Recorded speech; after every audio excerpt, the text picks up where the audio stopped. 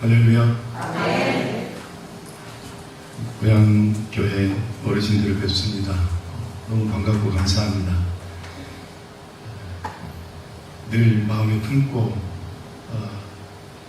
지나다닐 때마다 보고 싶고 뵙고 싶고, 또 말씀을 나누는 사역자로서 사역하고 있기 때문에 이렇게 방문할 수 있는 기회가 별로 없는데요. 불러주셔서 감사하고 말씀을 나눌 수 있어서 감사합니다. 예수님 믿는 그리스도인, 구원받은 그리스도인들은 가장 귀하고 가장 큰 축복을 받은 사람들인 줄 믿습니다.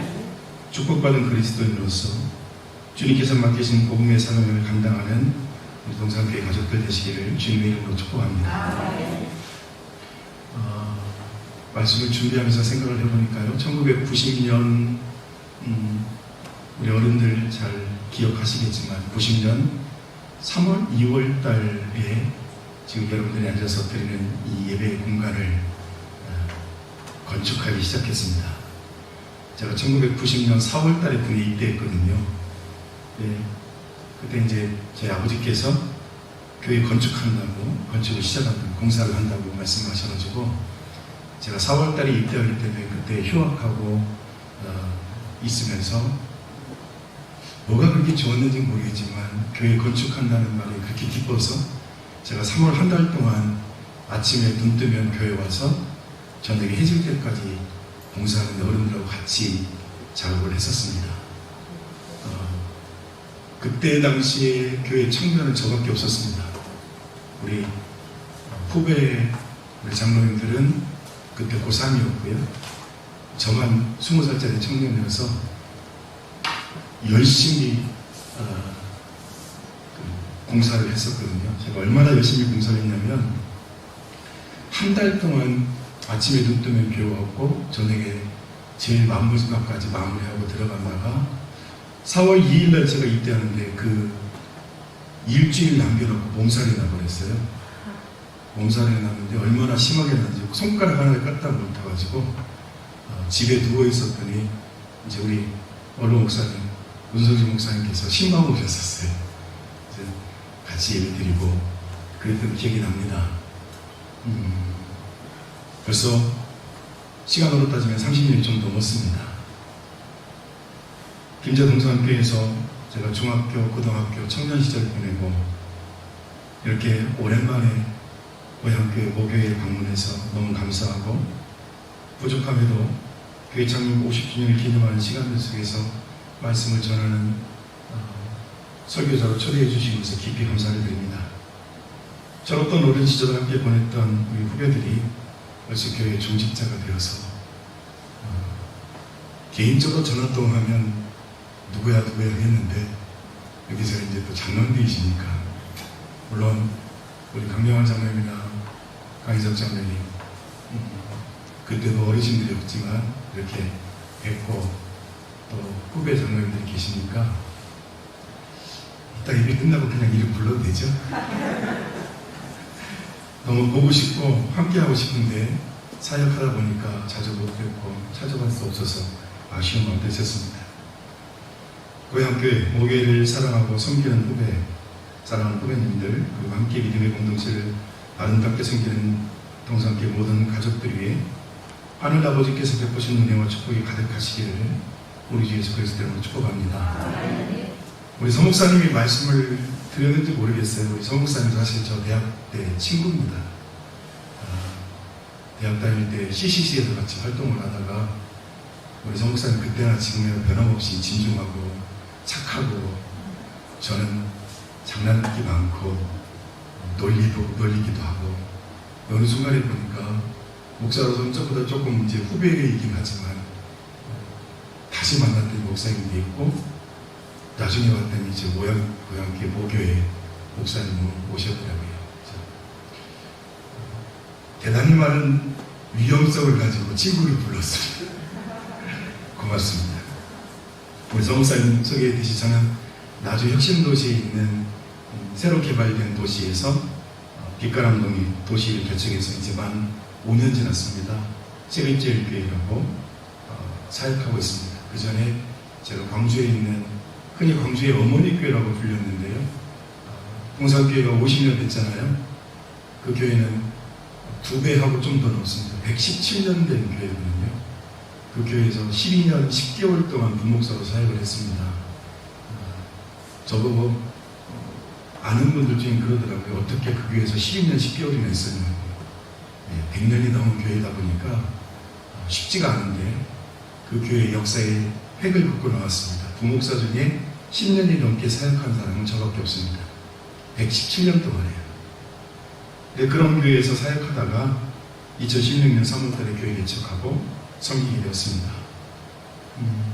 횟수로는 27년 만에 우리 모교에 방문하게 되었고 함께 예배를 드리니까 제가 지금 사실 너무 가슴 벅차고 감격스럽습니다.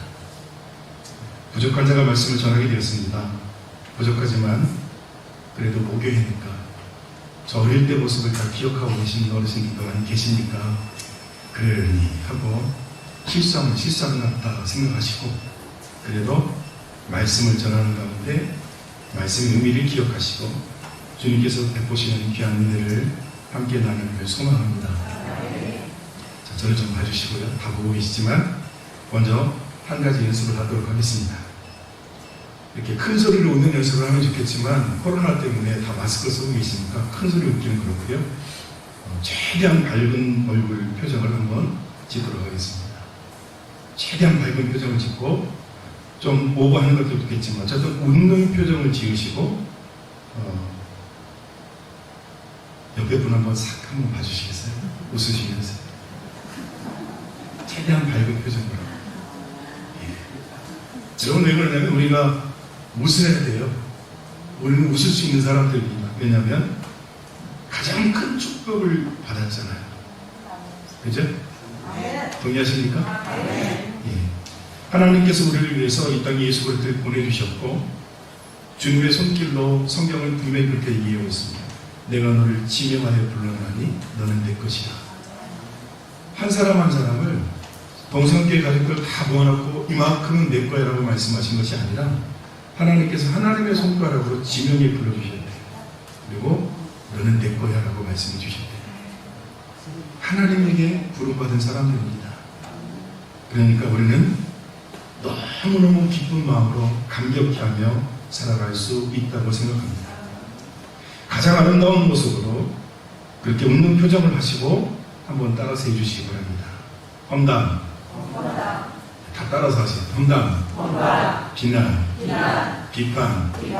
판단. 정죄의 말을 하지 않겠습니다. 네. 뭐라고요?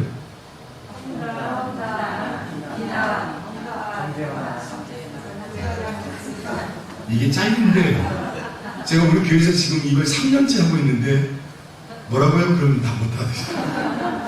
다시 한번 험담, 비난, 비판, 판단, 정죄의 말을 하지 않겠습니다.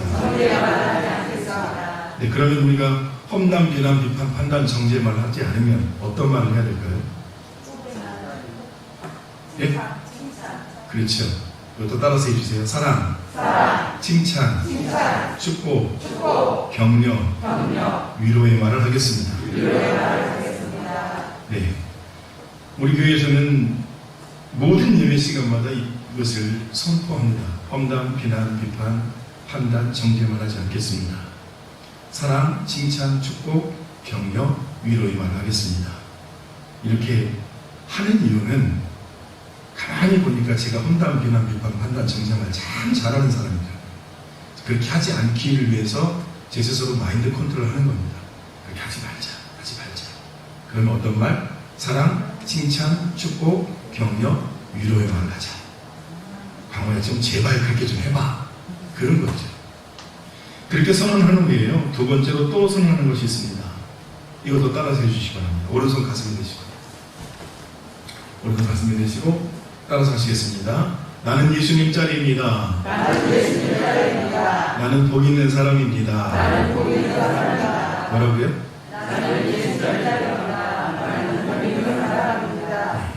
나는 예수님 짤이고 나는 복 있는 사람입니다. 여러분 예수님 짤이라는 말이 무슨 의미인지 아시겠어요? 네. 100원짜리, 1000원짜리, 만원짜리, 5만원짜리. 5만원짜리는 5만원의 가치를 갖고 있잖아요. 나는 예수 그리스도의 은혜로 예수님 짜리가 되었습니다. 그래서 나는 예수님의 가치를 갖고 있는 사람입니다. 그런 의미입니다. 그러니까 웃어야 되죠? 예. 30년 만에 고향교회 방문했는데 저를 보시면서 인상 쓰고 계시면 제가 두근거려서 말씀을 붙여요. 웃어주시고 기억하십시오. 다시 한번 나는 예수님 자리입니다. 나는 복 있는 사람입니다. 아멘. 저는 믿습니다. 예수님 믿는 그리스도인에게 하나님이 주신 권세와 능력 가운데 말씀 선포, 말의 권세를 주셨습니다. 그러니까 예수님 믿는 사람들이 서로 간에 축복해야 돼요. 엉뚱한 예화가 생각나는데요. 어떤 교인 중에서 젊은 집사님이 파마를 했어요. 머리 파마를 했는데 조금 싸게 한다고 좀 싼 집에서 파마를 했어요.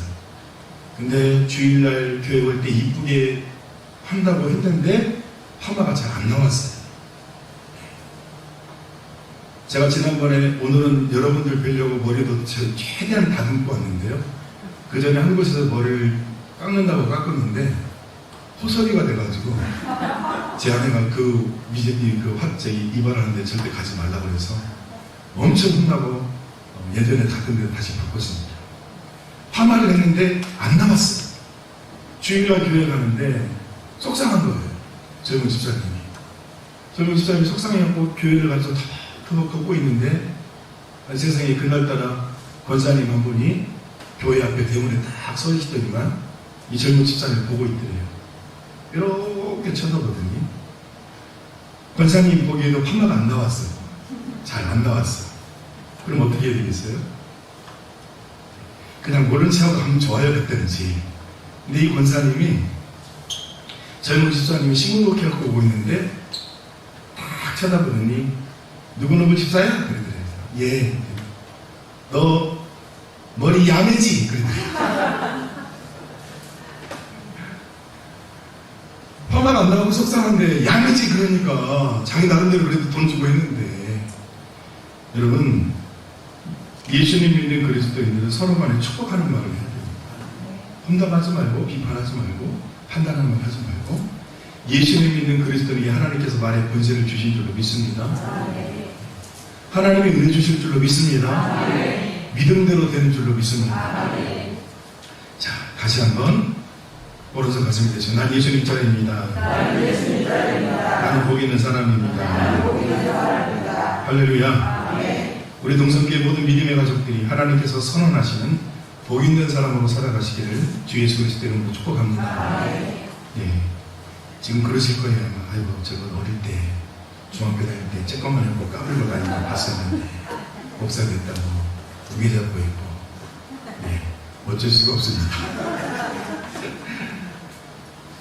옛날의 모습은 지워주시고 지금 말씀 선포하는 주의 종으로 받아주시기 바랍니다. 예배 끝나고는 등 두드리시고 머리 쓰다듬어도 저는 그냥 어르신들이니까 이해하겠지만 지금만큼은 말씀을 전하는 주의 종으로서 은혜 받으시길 바랍니다. 저는 오늘 말씀 시편 1편 1절부터 3절까지 말씀을 매일 여러 번 외웁니다. 우리가 너무나 잘 알고 있는 말씀이잖아요. 시편 1편 1절부터 3절. 교회를 다녔다 싶은 분들은 너무나 많이 들었던 말씀 중에 하나입니다. 다른 말씀입니다. 많이 들었기 때문에 암송하실 겁니다. 자, 1절 말씀. 시편 기자가 설명하고 있습니다. 복 있는 사람은 이렇게 시작하면서 복 있는 사람에 대해서 정의를 하고 있습니다. 자, 질문을 하나 드릴게요. 시편 1편에 정의되어 있는 복 있는 사람은 어떤 사람이 복 있는 사람일까요? 1번, 2번, 3번 드리겠습니다. 1번. 악인들의 꾀를 따르지 않고 죄인들의 길에 서지 않고 오만한 자들의 자리에 앉지 않는 사람이 복 있는 사람이다. 2번. 여호와의 율법을 즐거워하여 그의 율법을 취하러 묵상하는 사람이 복 있는 사람이다. 3번. 시냇가의 시문나무가 철을 따라 열매를 맺으며 잎사귀가 마르지 않는 것 같이 그가 하는 모든 일이 다 형통한 사람이 복 있는 사람이다. 몇 번이요? 네요? 몇 번이요? 몇 번이요? 예. 그렇죠? 1번, 2번을 실천하는 사람이 복 있는 사람입니다. 이 말씀을 좀 더 깊이 생각하지 않으면요, 복 있는 사람, 시냇가에 심은 나무가 철을 따라 열매를 맺고 잎사귀가 바르지 않고 그가 하는 모든 일이 다 형통한 사람, 얼마나 복 있는 사람이에요. 그렇게 생각할 수 있습니다. 자, 시편 기자가 설명하고 있는 복 있는 사람이라는 건 뭐냐?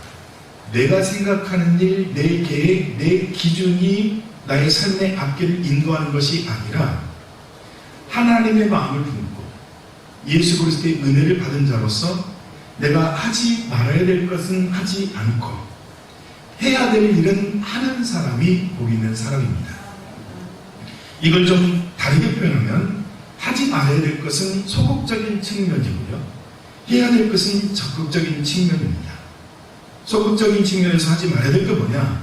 악인들의 길을 따르지 않고 죄인들의 길에 서지 않고 오만한 자들의 자리에 앉지 않는 것이 하지 말아야 될 것이고요, 해야 될 것은 여호와의 율법을 즐거워하고 그의 율법을 주야로 묵상하는 자다라고 되어 있습니다. 자, 그러면 악인들의 꾀는 뭐고 죄인들의 길은 어떤 길이고 오만한 자들의 자리는 어떤 자리일까요? 히브리어 원어에 따른 해석에 따르면요, 어떻게 되는지 한번 찾아보니까 주석에서는 악인들의 꾀, 죄인들의 길, 오만한 자들의 자리라고 되어 있지만 이것이 하나하나 따로따로 구분한 것이 아니라 하나입니다. 그래서 의미는 다를지 몰라도 그 의미 가운데 점점 더 악해지는 거예요. 그래서 그냥 그 의미는 하나인데 이걸 좀 더 구체적으로 한번 생각해 보려고 하는 겁니다. 앞에서 잠깐 말씀드렸는데 저는 하루에도 몇 번씩 시편 1편부터 1절, 1편 1절부터 3절을 외웁니다. 암송합니다. 그리고 말씀의 의미를 되새기려고 노력하고 깊이 묵상하려고 노력하고 있습니다. 말씀을 읽고 묵상하면서 오늘은 우리가 원어적 의미에서 전진된다는 것도 있지만 같은 의미인데 그렇게 생각하지 않고 조금 구별해서 생각을 해보도록 하겠습니다. 자, 1절 말씀 한번 보실까요? 1절 말씀을 보시면 우리가 따라서는 안 되는 사람들에 대해서 소개하고 있어요. 그죠? 근데 거기 보면 뭐라고 되어 있냐면 악인, 죄인, 오만한 자. 근데 1절 말씀에 악인, 죄인, 오만한 자라고 소개하지 않습니다. 그러면 어떻게 소개하고 있는가? 말씀을 보니까 악인들, 죄인들, 오만한 자들이라고 소개하고 있습니다. 이거예요. 복수예요, 복수. 여러분, 우리가 닮아서는 안 되는 사람들이요, 복수입니다. 여러 명입니다. 안 씁니다. 악인, 죄인, 오만한 자, 그 한 사람을 내가 깨어있어서 분명했다고 끝이 아니라는 거예요. 악한 행동, 죄인의 행동, 오만한 자의 모습을 가진 사람이 어떻다고요? 많다는 겁니다. 사랑하는 동산교회 가족 여러분, 기억합시다. 내가 한 사람 악인을 피했다고, 한 사람 죄인의 길을 따르지 않았다고, 한 사람 오만한 자리에 앉지 않았다고 나는 잘하고 있어, 나는 승리했어 라고 할 것이 아니라, 성공했다라고 하는 것이 말할 수 있는 것이 아니라는 겁니다. 내가 그걸 분별하고 피하고 나면 또 다른 악인이, 또 다른 죄인이, 또 다른 오만한 자가 다가옵니다. 우리를 그리스도인으로서 복 있는 사람 답지 못하도록 만들기 위해서 방해하는 일들이 계속 반복된다는 겁니다. 그렇기 때문에 사도 베드로가 베드로전서 5장 8절 말씀에 이렇게 얘기했습니다. 그리스나라 깨어나 너희 대적마귀가 무는 사자와 같이 두루 다니며 삼킬 자를 찾나니. 아멘. 복 있는 사람이 피해야 하고 하지 말아야 될 것들, 악인들에게, 죄인들의 길, 오만한 자들의 자리는 한 번 피하고 하지 않는 것으로 우리가 성공한 것이 아니라, 우리가 살아가는 동안 우리를 삼키는 악한 대적 마귀는 무는 사자가 입을 벌리고 달려드는 것처럼 계속해서 달려들기 때문에 근신하고 깨어 있어야 된다는 것입니다. 그렇다면 우리가 순수한 말로, 한글로 악인들은 뭘까? 악인들의 꾀는 뭘까? 제가 이 말씀을 계속 묵상해 봤는데요, 말씀을 묵상하는 중에 악인들의 꾀가 뭘까? 이걸 생각해 보니까 자기 자신만을 생각하는 이기적인 욕심을 갖고 있는 사람이 악인들입니다. 자기 이익을 위해서 다른 사람을 못되게 만들고 악한 방법 사용해서 다른 이들을 괴롭히는 중상모략하는 사람들입니다. 성경에 예를 들면요, 사도행전 21장에 보시면 21장 27절부터 36절 말씀에 한 가지 사건이 기록되어 있습니다. 그것은 사도 바울이 예루살렘에서 겪게 되는 시련 이야기를 다루고 있는데요. 사도행전 21장 27절 28절 말씀에 이렇게 되어 있거든요. 그 이래가 거의 참에 아시아로부터 온 유대인들이 성전에서 바울을 보고 모든 무리를 충동하여 그를 붙들고 외치되 이스라엘 사람들아 도우라. 이 사람은 각처에서 우리 백성과 율법과 이곳을 비방하여 모든 사람을 가르치는 자인데 또 헬라를 데리고 성전에 들어가서 이 거룩한 곳을 더럽혔나니 라고 얘기합니다. 이렇게 되어 있습니다. 자 보세요. 아시아로부터 온 유대인들이 성전에서 바울을 보고 사람들을 충동하기 시작합니다. 바울이 잘못했다는 거예요. 뭘 잘못했느냐? 그들이 주장대로 한다면 바울이 잘못한 것이 네 가지가 있어요. 첫째는 유대인이면서 유대인을 비방했다. 둘째는 유대인인데 율법을 비방했다. 셋째는 유대인인 바울이 성전을 비방했다.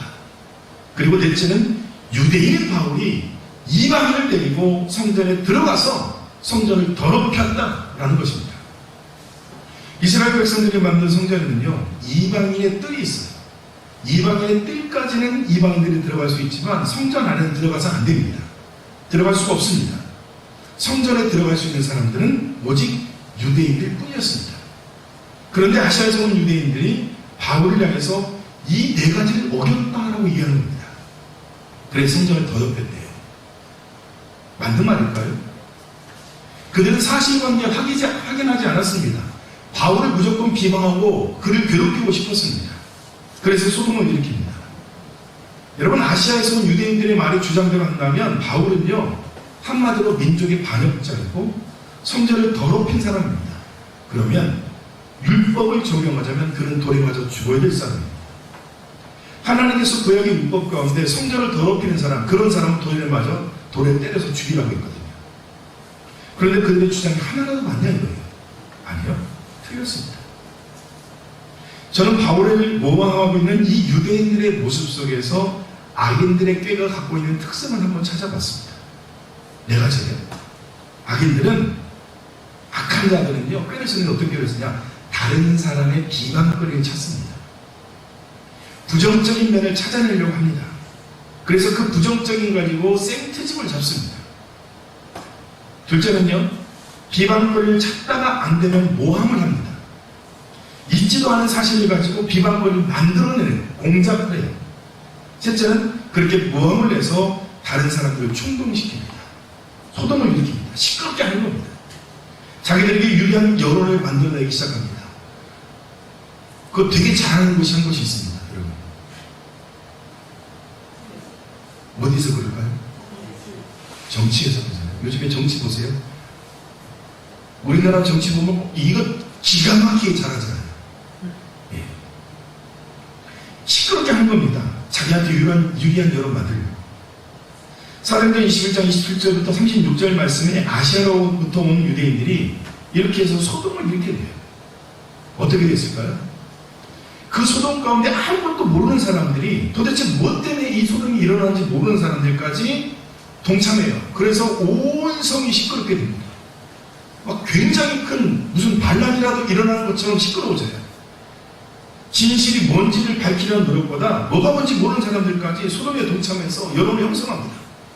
예루살렘이 얼마나 시끄러웠는지 천부장이 출동합니다. 그래서 바울이 결박해요. 그리고 사람들에게, 소동하는 사람들한테 묻습니다. 저가 누구냐?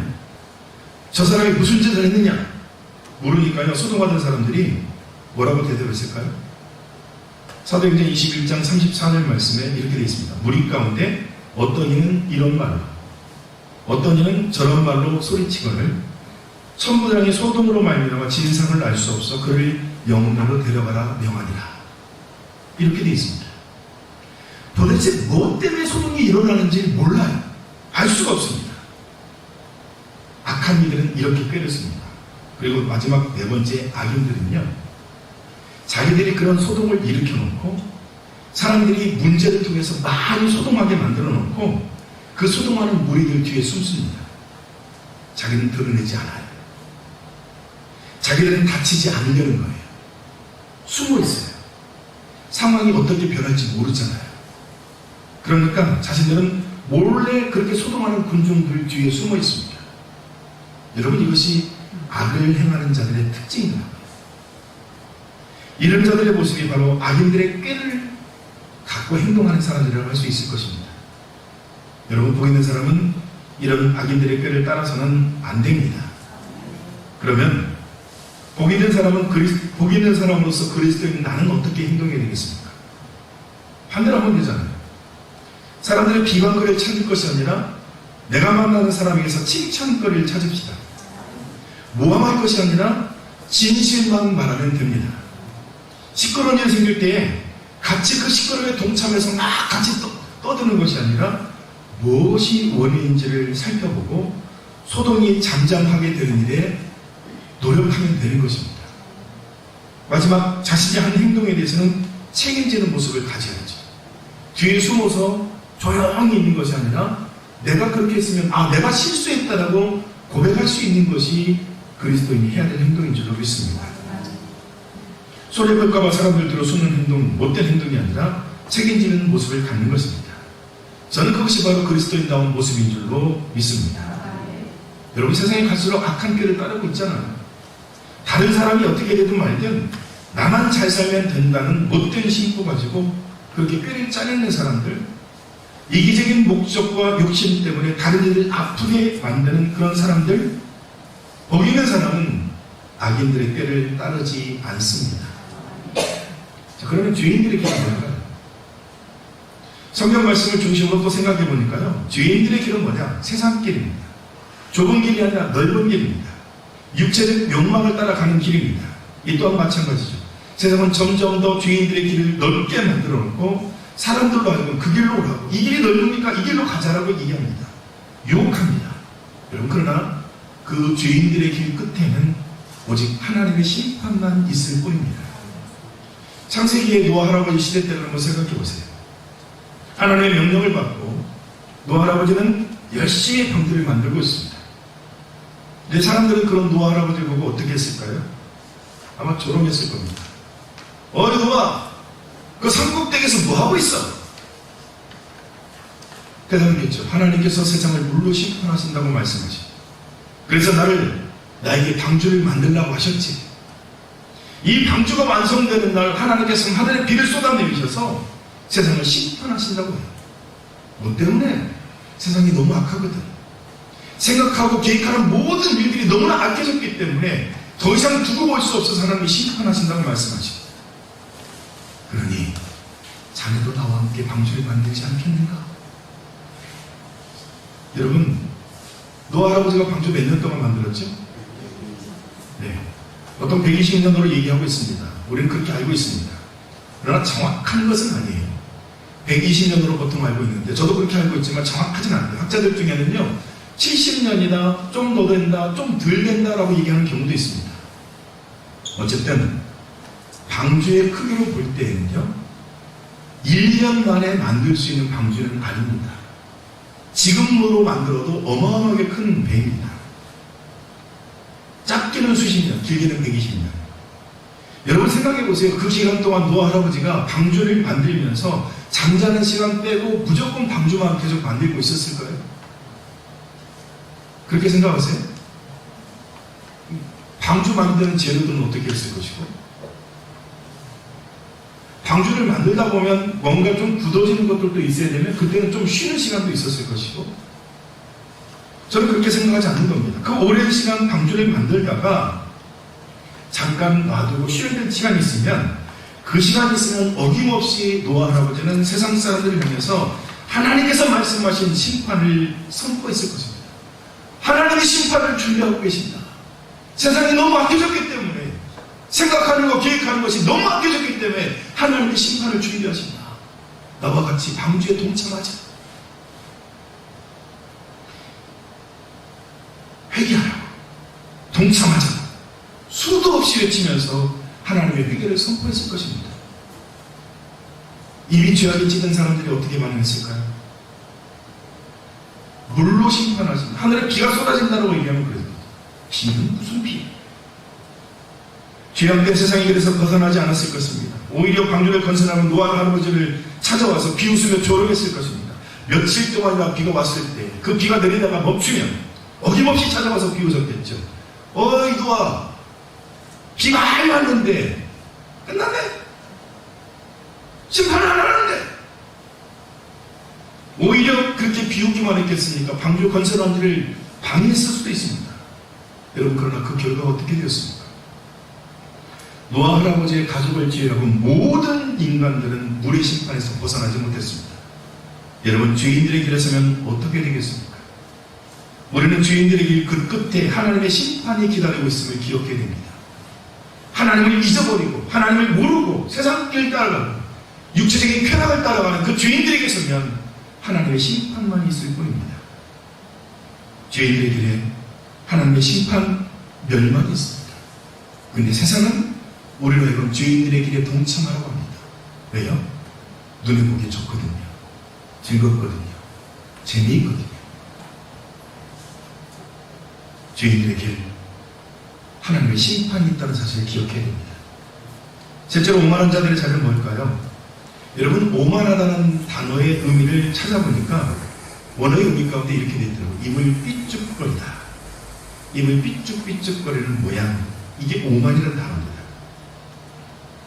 입을 삐죽거리다는 단어 가운데 조롱하다라는 단어도 나옵니다. 이런 오만한 자들은요, 그리스도인들을 조롱합니다. 심지어 사탄의 하승에 이어서 하나님의 영광을 훼손하고 또 하나님의 뜻대로 살려고 노력하는 사람들을 유혹하는 행동들을 하고요. 예수님 믿는 그리스도인들 가운데도 오만한 자는 있습니다. 다른 사람이 칭찬받고 다른 사람이 존경받는 것 못 봅니다. 누가 칭찬받는 일을 하면 있는 그대로 칭찬해주면 돈은 좋은데 그것 못 봅니다. 깎아 내려야 직성이 풀리는 사람입니다. 여러분, 예수님 당시 바리새인들을 비롯한 종교 지도자들 보세요. 군중들이 예수님을 따르기 시작하니까 신경이 써요. 그리고 자신들이 받아야 할 존경, 자신들이 누렸던 종교적 기득권을 예수님이 빼앗아가는 것 같으니까 어떻게든 예수님을 깎아내리려 하고 어떻게든 예수님을 비방합니다. 조롱합니다. 온갖 방법 다 동원합니다. 대중의 관심이 예수님께 집중되니까 결국에는 예수님을 죽일 생각을 하기 시작합니다. 생트집 잡고 어려운 질문을 해서 예수님의 문제를 해결하지 못하는 것처럼, 여러분, 오만한 자는 다른 사람이 인정받는 꼴을 못 보는 사람들입니다. 다른 이가 칭찬받는 것 기분 나빠합니다. 입을 삐죽거리면서 그까짓 거 마음만 먹으면 나는 얼마든지 할 수 있어. 그 정도 가지고 뭘 잘했다고 깎아내려야 직성이 풀립니다. 사랑하는 동산교회 가족 여러분, 하나님께서 시편 기자를 통해 복 있는 사람으로서 분별할 줄 알라고 먼저 말씀하십니다. 다른 일을 죽게 만드는 악인들의 꾀, 세상의 것들을 추구하게 만드는 죄인들의 길, 스스로를 높이고 다른 사람에 대해서는 무시하는 오만한 자들의 자리, 분별하라 말씀하십니다. 이 시간 함께 말씀을 나누는 동산교회 믿음의 가족들께서는 복 있는 사람, 주님의 은혜를 주는 그리스도인으로서 하지 말아야 할 것을 명심하고 분별할 줄 아는 지혜가 늘 함께 하시기를 우리 주 예수 그리스도 이름으로 축복합니다. 그러면 복 있는 사람이 해야 될 일은 뭘까요? 오직 여호와 율법을 즐거워하고 그 율법을 주야로 묵상하는 자로다. 아멘. 여러분, 이 부분 복 있는 사람이 가져야 될 적극적인 태도죠. 하나님의 말씀을 즐거워해서 하나님의 말씀을 주야로 묵상하는 사람이 복 있는 사람이라고 말합니다. 여러분, 성경 말씀 읽는 것이 즐거우세요?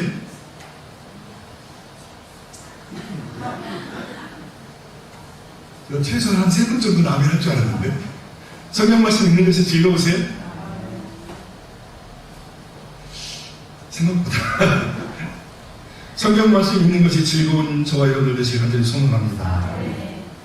일주일에 한 번 교회 나와서 예배 드리는 것도 시간을 뺏겠느라고 생각하시는 경우는 없으시죠? 주일이 되면 푹 쉬고 싶은데, 잠도 좀 자고 싶은데, 교회 가서 예배는 드려야 되겠고, 이번 주가 좀 쉴까? 차 타고 또 30분, 40분 가야 되는데 요즘 길값도 자꾸 올라서 힘든데 그냥 가까운 데 갈까? 이런 생각 안 해보셨어요? 성경 말씀 토대로 생각해 봅시다. 여러분, 그런 생각 가지면 복 있는 사람이 될 수 없습니다. 성경은 분명히 말씀해 줍니다. 오직 여호와의 율법을 즐거워하고 그 율법을 취하러 묵상하는 사람이 복 있는 사람이라고 말씀해 주십니다. 동성교회 모든 가족들께서는 하나님의 말씀을 즐거워하고 하나님의 말씀을 취하러 묵상하는 것이 행복한 복 있는 사람 되시기를 주님의 이름으로 축복합니다. 여러분, 그렇기 때문에 그 가운데 중요한 것 중에 강단에 선포된 하나님의 말씀을 평가하지 마십시오. 네. 목사님이 기도하면서 말씀을 준비해서 전하는데 누군가 한 사람 꼬집어서 비판한다고 생각하는 경우 없기를 바랍니다. 하나님께서 우리에게 필요하기 때문에 그 말씀을 주의종을 통해 선포하는 것입니다.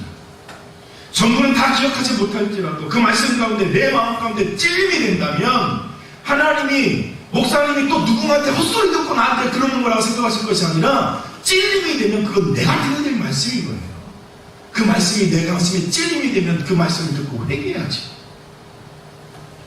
그리고 단 한마디라도 말씀 가운데 내게 은혜 되는 말씀이 있으면 그 말씀을 붙잡고 기뻐해야지. 말씀을 가슴에 새기고 잘못된 행동은 거치고 주신 말씀의 은혜를 누릴 줄 아는 사람이 되어야 됩니다. 그가 바로 거기 있는 사람인 줄로 믿습니다. 그것이 가장 기본적인 태도이고 마음의 자세입니다. 또한 매일의 삶 속에서 하나님의 말씀을 가까이 읽고 듣고 묵상하면서 아버지 하나님께서 오늘 하루 내게 무엇을 명령하시는지 깨닫는 것이 복 있는 사람이 갖는 태도입니다. 제가 올해 우리 교회에서 그렇게 선포했습니다. 올 한 해 동안 나는 성경을 3번 듣겠다. 왜냐하면 제가 옛날에는 날씬했어요. 근데 목회하면서 점점 불어가지고 그러셨을 것 같아요. 속으로 옛날에는 그래도 날씬했는데 돼지 돼서 나타났네요. 그렇게 생각하실 수 있는데 제 나름대로 제 아내한테 항상 얘기하는 거죠. 우리 강씨 집안은 뼈 있는 집안이야. 내가 뼈대가 굵어서 그래. 근데 제가 건강히 한번 아는 의사 선생님한테 갔더니 전에 사역하던 교회 집사님이신데 그분은 제가 가면 그냥 치료해 주세요. 피검사하고 그러더니만 그러더라고요. 혈압이 높고 그러니까. 연세가 좀 있으신 집사님이신데 의사 선생님이래요. 예, 목사님. 저쪽 전라남도 쪽 광주 쪽에서는 사투리가 조금 그랬습니다. 딱 그래. 예, 목사님. 예. 목사님. 예. 죽고 잡서. 죽고시 없어. 예? 아, 이 젊은 목사님이 뭐가 이렇게 안 좋은 것이 많아요. 혈압도 높고 몸무게도 많이 나가고 콜레스테롤 수치도 높고 죽어. 건강관리 좀 하라고 그러시더라고요. 그래서 얼마나 무섭게 말씀하시는지. 그래서 운동하기 시작했습니다. 저녁마다 되도록이면 걸으려고 노력하는데 그렇게 걸을 때 제가 이어폰을 꽂고 하나님의 말씀을 듣습니다. 올해 2번 들었습니다. 아이고, 목사님 말씀 듣는 것이 저도 알아요. 한 번 들으면 그 말씀 가운데 제게 은혜 주시는 말씀들이 콕콕 찔릴 때가 있지만 그냥 잊어버리고 지나가는 것이 99%입니다. 아니 99.5%쯤은 그냥 잊고 지나갈 수도 있어요. 다른 생각하다 지나갈 수 있어요. 그러나 여러분 생각해 보세요. 0.5%는 남잖아요. 그죠? 그게 3번이면 1.5% 남아요. 1년에 1.5% 남으면 10년이면 15% 남습니다. 성경 말씀을 1년에 2번 읽었다고 해서 여러분 읽으면 몇 퍼센트 남아요? 아마 저와 비슷할걸요? 그러나 하나님의 말씀을 들으면서 저는 감격해서 웁니다. 다시 한번 깨닫게 되고요. 하나님의 말씀을 가까이 하시기 바랍니다. 말씀 읽고 듣고 묵상하면서 주님께서 내게 주신 은혜를 기억하는 믿음의 가족들 되시길 바랍니다. 그러면 그렇게 복 있는 사람이 되는 축복은 뭐냐? 철을 따라 일매를 맺는 삶, 잎사귀가 마르지 않는 삶, 그리고 그가 하는 모든 일이 다 형통하는 삶입니다. 상상해봤어요. 시냇가에 심은 나무가 철을 따라 열매를 맺으며 잎사귀가 마르지 않는 것 같으니, 다른 표현으로 보니까 늘 푸른 상록수의 삶을 사는 겁니다. 그리고 그 나무는요 굉장히 큰 나무가 돼요. 열매도 무성한 나무가 되고 잎사귀가 무성합니다.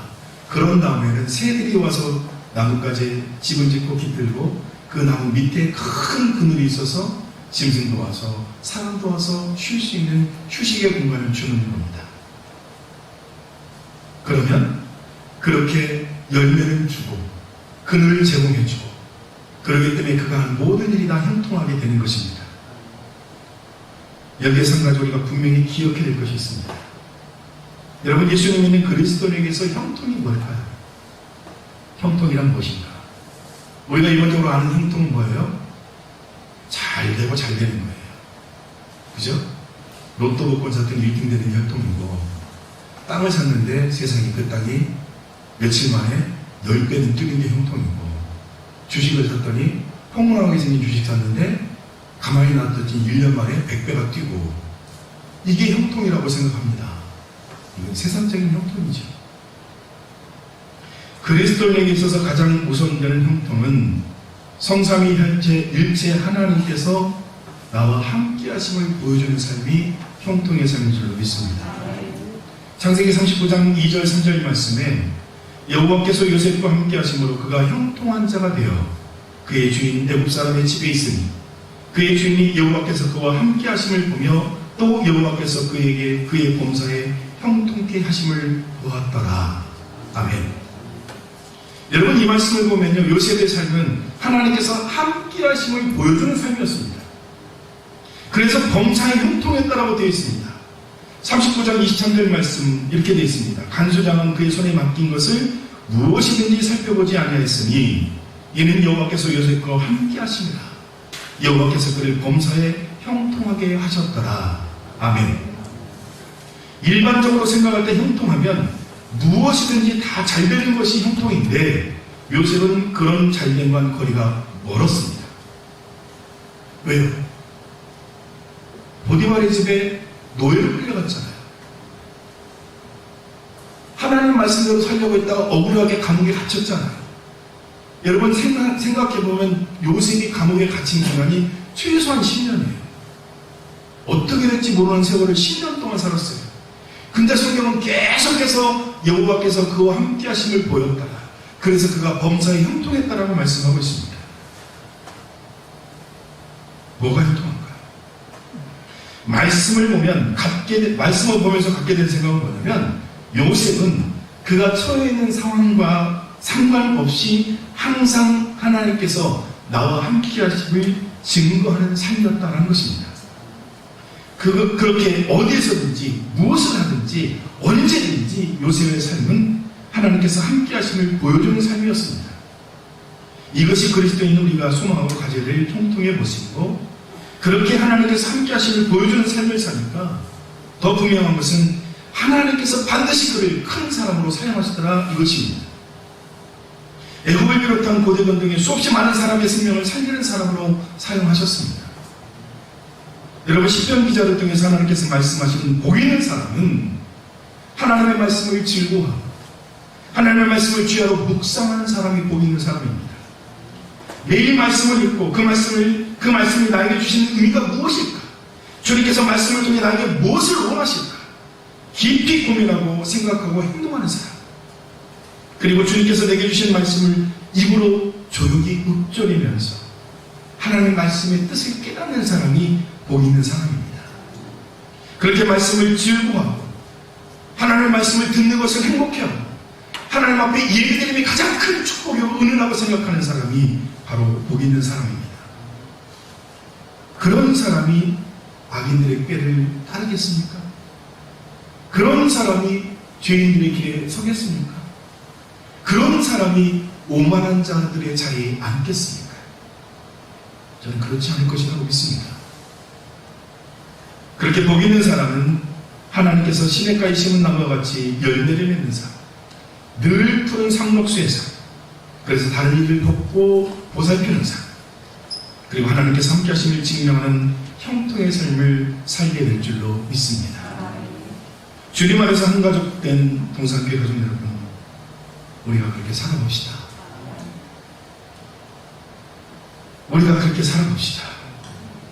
매일 하나님의 말씀을 즐거워하고 그 말씀을 주하러 묵상하는 삶을 한번 살아보시게요.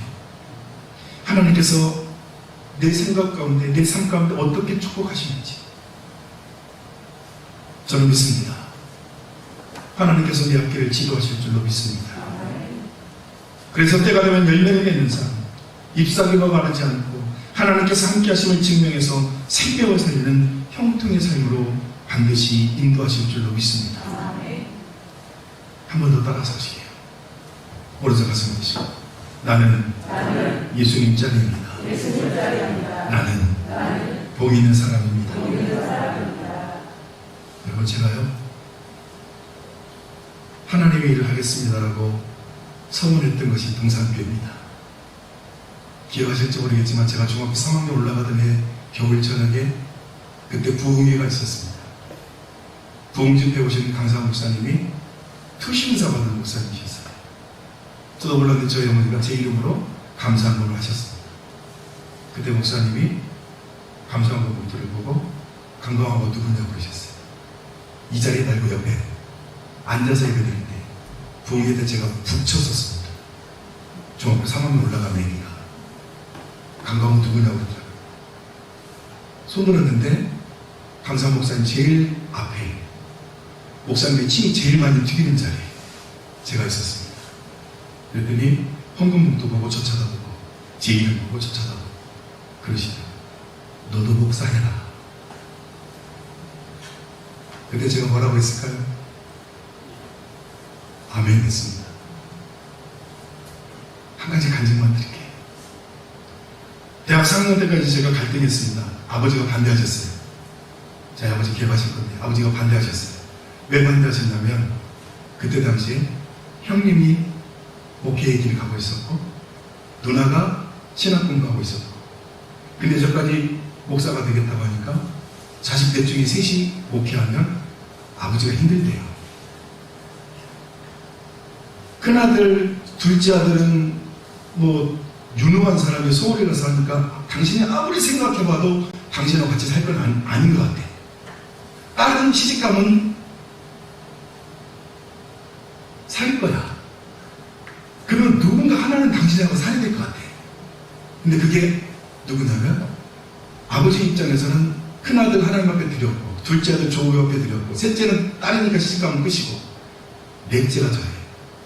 그러니까 하나는 내 거 해야 될 거 아니냐 그러시더라고요. 그래서 반대하셨어요. 제가 대학 4학년 때까지 얼마나 고민하는지 모릅니다. 그러다가 여러분 자리에 앉아 계신 그 자리에 대학 4학년 때 1월달부터 6월달까지 저녁마다 제가 와서 기도했습니다. 하나님 제가 뭐 해야 됩니까? 부르짖으며 기도했습니다. 울면서 기도했습니다. 하나님 제가 뭐 해야 됩니까? 6월달 마지막 날 저녁에 잠자는데 꿈을 꿨어요. 그게 27년 아니죠? 29년 전 일입니다. 근데 저는 그 꿈을 지금도 기억하고 있습니다. 대낮에 동네 어른들이 다 소곤소곤거리시더라고요. 왜 그런가 봤더니 우리 교회 동산교회 귀신 나타났대. 대낮에. 여러분 저녁에 꿈꾸다가 머리가 쭉 뺏어버리신 적 있으세요? 없으시죠? 우리 신장님 머리 쭉 뺏어본 적 있어요? 있대요. 머리가 쭉 뺏어더라고요. 대낮에 귀신 나타났다니까. 근데 어떻게 하겠습니까? 교회에 귀신 나타났다고 무서워서 도망가면 안 될 것 같아서 그래도 귀신은 쫓아내자고 왔어요. 와서 보니까 교회 안이 아니고 이 옆으로 올라가는 계단 있잖아요. 그 올라가는 계단에 중간 턱이 있어요. 있죠? 중간에 조금 그 계단 또 올라가도록 이렇게 만드는 데 있잖아요. 거기에 검정 양복 입은 양반 두 사람이 서 있더라고요. 근데 사람은 아니야. 왜냐면 그 양반들이 검정 양복을 입고 있긴 한데 벽에 보여. 뒤로. 그래서 다른 분들 다 밖에서 무서워만 하고 동동동동 거리면서 어떻게 될지 모르더라고요. 제가 그래서 용감하게 그래도 청년이니까 맞습니다. 와가지고 위에까지 올라갔으면 좋은데 저도 용기가 없어가지고 계단 맨 밑에서 쳐다보고 예수님의 이름으로 명하는 귀신들아 가 그랬어요. 그럼 귀신이 가야 되잖아요. 근데 그 양반 둘이 저를 쭉 쳐다보더니 씩 웃더라고요. 그러더니 뭐라고 하냐면 야 우리 귀신 아니야 그랬어요. 그럼 뭐예요? 그랬더니 그분들이 하시는 말씀이 옛날에 살아서 생활할 때 이곳에서 열심히 하나님을 일했던 주의 종들이다 그랬어요. 그래서 제가 그분들하고 목사님들이시라고 그럼 잘 됐다고 나하고 얘기 좀 하자. 그래서 얼마나 얘기를 많이 했는지 모릅니다. 그러고 있는 가운데 그분들이 하늘에서 빛이 내려오니까 야 우리 이제 가야 돼 그러더라고요. 그래서 그러면 목사님 한 가지만 질문. 제가 뭐하고 살아야 됩니까? 뭐하고 살아야 됩니까? 그랬더니 그분들이 그러시더라고요. 야 그건 하나님이 하실 일이야. 우리가 네가 뭐하고 살 것까지 얘기해 줄 수는 없어. 그러나 한 가지만 기억해. 하나님 너를 크게 들어쓰실 거야. 할렐루야. 그래도 영생이 동사교회 주신 목사를 하나님 크게 들으신다고 하시면 얼마나 감사합니까? 제가 그 음성을 듣고 확신했고요. 그 다음날 아버지 앞에 무릎 꿇고 아버지 더 이상 고민할 게 없습니다. 하나님을 해야 되겠습니다. 하나님이 저를 부르십니다. 그랬더니 아버지께서 그랬어요. 하나님이 쓰신다는 내가 어떻게 받겠냐? 하나님이 너를 선택하셨다는 내가 어떻게 받겠냐? 알았다. 한번 해봐. 열심히 해봐. 아빠가 할 수 있는 대로 도와줄게. 제가 그날 아버지 앞에서 얼마나 펑펑 울었는지 모릅니다. 무릎 꿇고 아버지 무릎 붙잡고 감사하다고 울었습니다. 저는 그래서 믿습니다. 하나님이 저를 복 있는 사람을 세우신 줄. 하나님이 내 쓰시려고 작정하신 줄로 믿습니다. 비록 지금 개척교회를 할지라도 여러분 그래도 개척에서 코로나 터지기 전까지요. 우리 교인들이 아이들까지 포함해서 많이 모일 땐 70명까지 모였습니다.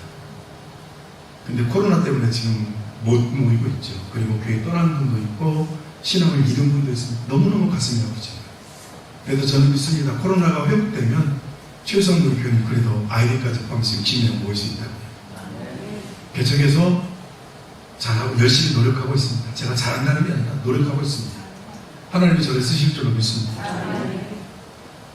교회 창립 50주년을 감사하며 예배드리는 사랑하는 동산계 믿음 가족들의 삶, 하나님의 음성을 듣는 삶 되시길 바랍니다. 복이 있는 사람으로 하나님의 말씀을 즐거워하고 말씀을 읽고 묵상하는 것이 행복한 삶 되시길 바랍니다. 내게 주신 은혜와 축복을 이웃과 나누며 살아계신 예수 그리스도를 증거하는 축복의 통로 능력 있는 삶, 성삼일체 하나님께서 나와 함께 하심을 증거하는 지경의 삶 되시기를 우리 주 예수 그리스도로 축복합니다.